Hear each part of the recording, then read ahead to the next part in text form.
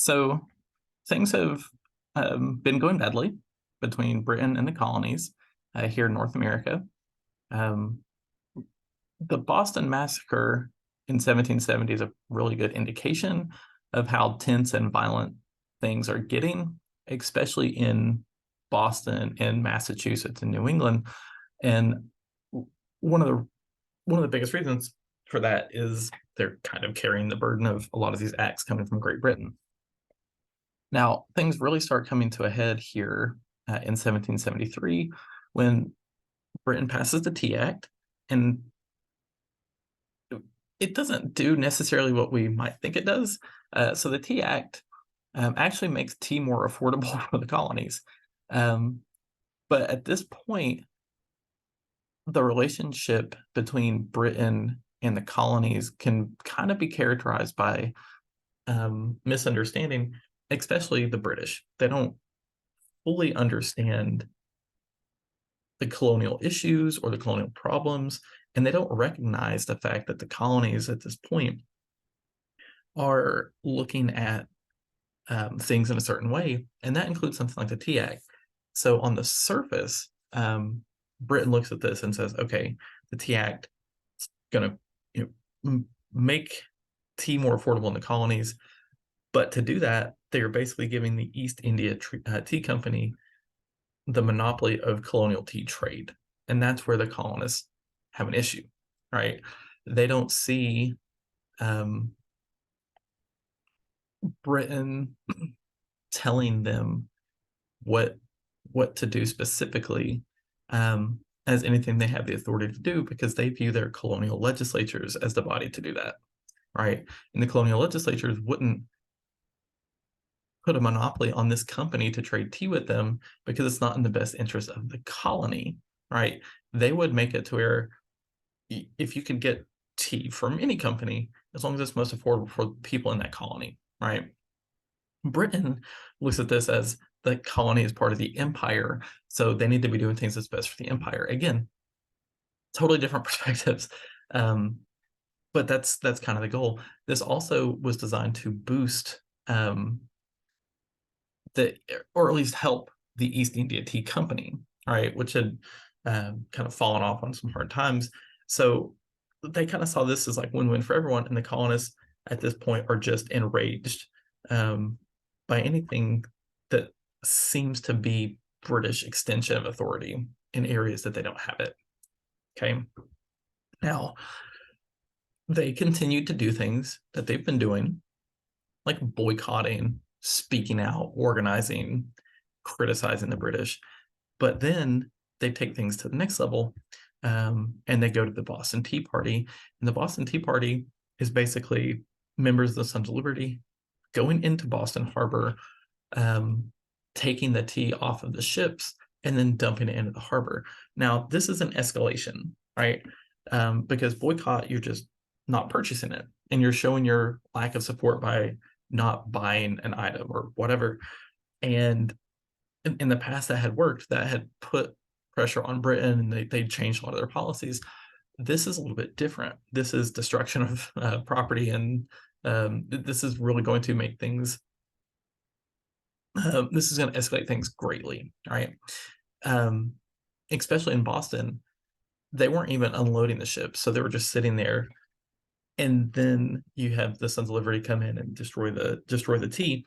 And so if you're Britain, or if you're especially the East India Tea Company, right? If the colonies are boycotting it, whatever, they can take it back to England. They can take another part of the empire. They can try to salvage something. But if it's sitting at the bottom of Boston Harbor, they can't get anything back for it, right? And so this is where Britain is going to respond with an with increased policies designed to get the colonies back under control. And in this case, especially like the Boston area. So you get the Boston Tea Party, and then Britain is going to respond to the Boston Tea Party with the coercive acts. Now, the coercive acts do four things. It closes the port of Boston, suspends government in Massachusetts, forces quartering of troops, and requires that royal officers are tried outside of colonies for crimes. Now, the colonies, like today, we kind of call these the intolerable acts. It's not known if it was ever called the intolerable acts at the time. That seems like that was applied later, but it gets the point across, right? The British are trying to coerce the colonies into action, and the colonists view it as intolerable, right? So let's go through these point by point. Closing the port of Boston makes sense, right? If you're the British, this is an area of like focal point for rebellion and protest. It's been a problem for a while. It's built on trade and manufacturing, so they're trying to put economic pressure on Boston to get them back in line, right? To try to put down the rebellion. We'll come back to the second one. They're going to try officers outside of the colony for crimes. Well, again, if you're the British, this makes sense. Do you feel like the colonists are going to give the British a fair trial? If you're in Britain, you're not so sure, right? You had the Boston Massacre. That was 4 years ago at this point, right? They're not so sure that that's going to happen again. But if you're the colonies, you see this as the British are going to abuse their power. And then if you try to hold them accountable, they're going to be tried in Britain. And it's kind of the same thing from their perspective. They don't think there's going to be a fair trial, right? Again, keep coming back to the perspectives on this because that's going to help define a lot of the differences. Forced courting of troops. Again, that's never been popular because this is coming from Parliament, right? This isn't like the Massachusetts Assembly saying, hey, let's house troops during wartime. This is the British government coming into the colony and saying, you're going to see increased presence of troops. You have to feed them. You have to house them. You have to provide things for them, right? Again, this keeps coming back to the colonies look at the colonial assembly as their body of government, especially for representation in the British Empire. They don't see that with Parliament. All right, and it keeps coming back to this difference, which gets us back to number 2. All right, Britain suspends the colonial assembly in Massachusetts. That's the most egregious thing they can do, all right, because the colonies view their assemblies as their form of government, right? Now, I know in theory, right, it's part of the British Empire and the colonial assemblies are supposed to be doing what's best for the British Empire. They're supposed to be working with the British Empire, but even before the French and Indian War, and certainly by the 1770s, that's not the case. They're looking out for the colony first. And that's all this comes down to, right? Britain views Boston in particular, and Massachusetts as well, as like the center point for this colonial problem.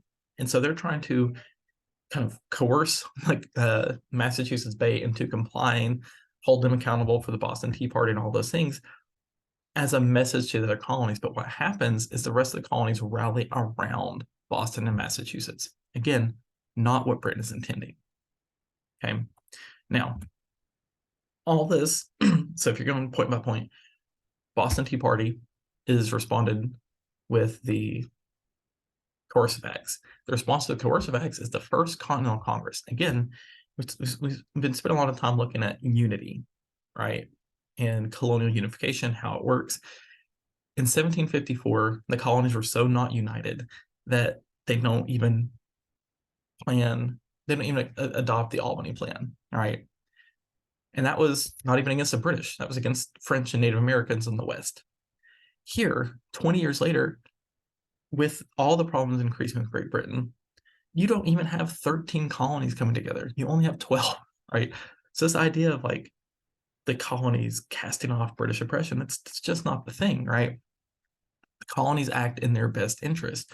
And so in 1774, 12 of the colonies felt like it's in their best interest to come together and see what they can do, what they can come up with to talk about getting the British to change their policy. Okay. Now at this point, there is some talk of independence, but it's not the majority. Definitely not the majority, even here in Congress. Right.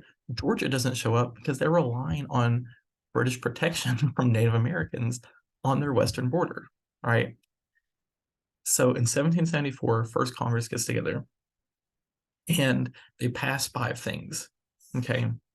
First off, they reject being part of the British Empire that has the British government, including the Parliament and the King or the Crown, as the sole authority over the colonies. Right. Again, they want the default government to be their colonial assembly and then use that to work within the British structure. Okay. The second thing that they do is they ask for, actually, we'll come back to that. The third thing they do is they approve for military preparations for defense in case Britain attacks. So they agree to take up arms and ammunitions just in case, right?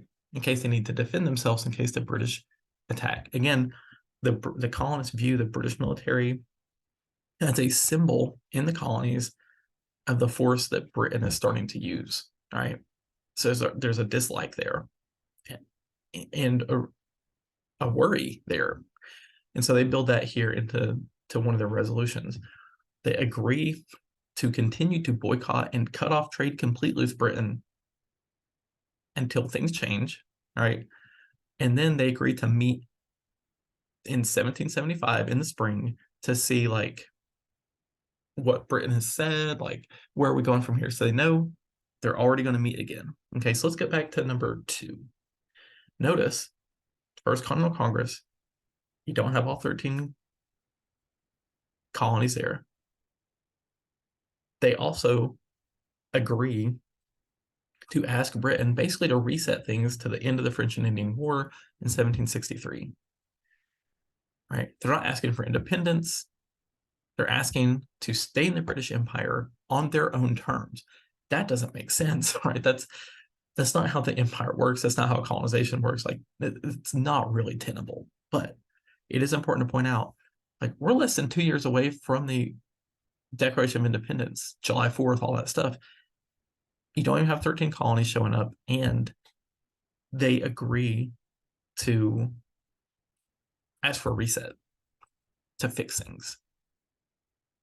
Okay, now that's really important because we're going to see how that changes, going forward. But here in the first meeting, that's their goal: stay in the British Empire, but with colonial legislative authority, preparing defenses, and then asking Britain to basically repeal their laws back to 1763. Okay, so how does Britain respond? Well, they actually respond by trying to give the colonists what they want. Lord North, who's prime minister in Britain at this point, goes to Parliament, and this is a little contentious because at this point, people in Britain in general and Parliament in particular are kind of tired of the colonies, right? They're tired of the problems, the stress. They feel like the colonists are not pulling their weight. They're paying way less taxes than anyone else. They're becoming very expensive to manage. But still, he goes and says, let's hear this out and let's give them what they want. Again, that's been kind of the pattern. Britain does something, the colonists get mad, Britain gives in. Here, they try to do that again. And again, the goal is to take the people that are considered to be like the extremists, like the Sons of Liberty group, especially anyone that's already talking about independence, but even people that aren't talking about independence but are protesting, let's isolate them. They're not the majority. And so they're hoping to reconcile with the colonies, right, with the conciliatory propositions, let the colonists kind of operate how they want, and then go from there. And if that happens, then that's going to make the arguments, especially for independence, harder to support. Now, that doesn't work because as this is happening, right, as Britain's trying to figure out what to do, how to respond to the colonies, fight actually breaks out in the colonies. And that is the Battle of Lexington and Concord. So the war hadn't started yet, right? So you get Congress, Britain's trying to respond. As we mentioned with First Congress, the colonies are taking up arms, they're taking up ammunition. Okay, what are they going to do? Well, take enough arms and ammunitions, and you've got British military stationed. There's possibly going to be a fight that breaks out, and that's what's going to happen. Right? Thomas Gage is stationed in Boston, stressful in Boston. It's where the, you know, protests are the loudest. And so he kind of views it the same way that Lord North is. There's a minority of protesters. In this case, his goal is to capture the leaders of the rebellion in the area and hope that that will make the rest of the rebellion stop. So there's information out there that outside of Boston, their arms, their ammunitions, their storages, the leaders are meeting here. And so they march, right? This is where you get the story of Paul Revere and the Midnight Ride. That's true. He does, Paul Revere is active in the Sons of Liberty, and he is trying to spread the message. He gets arrested pretty quickly into his ride and has to escape, and he shows up much later. Suffice it to say, Paul Revere is one of many. There's a huge information network. So anytime the British military are moving, especially at night, especially into areas where, the rebels are keeping stuff hidden or keeping weapons, they know, right? So the British march to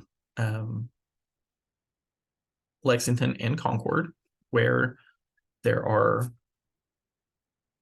leaders and weapons and different things to try to capture them, right? By the time they get to Concord, all of the weapons have been relocated.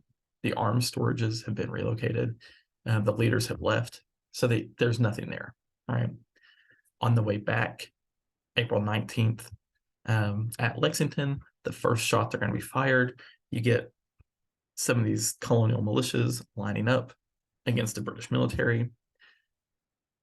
And it's one of those things, we don't know who shot first, but that doesn't matter. Somebody shot, and then the other side returns fire. At Lexington, a really small, quick battle. 8 colonists are killed, and they disperse, and then the British march on. Based on 18th century warfare, that's kind of how you win battles. On the way back to Boston, the colonial militias are going to kill about 3 times as many British soldiers as Americans that died in Lexington.